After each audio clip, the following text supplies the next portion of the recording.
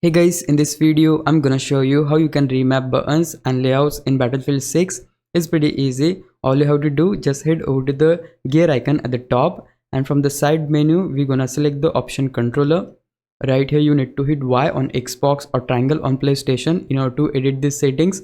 So before you do that, you'll able to see several layouts here, and whatever you wanna edit you can just edit that from here.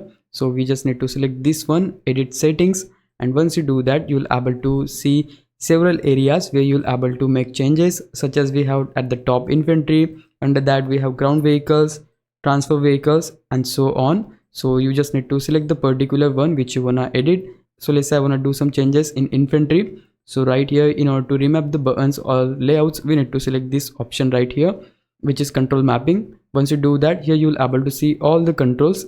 So you just need to select the one which where you would love to add a particular key according to your choice.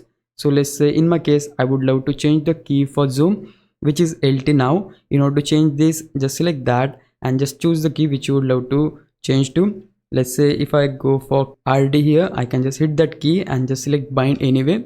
You can see the key is changed, and that's exactly how you can do this. If you wanna reset this, just hit Y on Xbox or triangle on PlayStation and the key will be resetted. And just like that, you can make any changes to other categories as well, like ground vehicles, transport vehicles, aircraft, and so on. Get back from this and the changes will be saved on your game. And yeah guys, that's basically how you can remap buttons and layouts in Battlefield 6. If you found this video helpful, please leave a like, subscribe the channel. I'll meet you in the next one. Bye bye.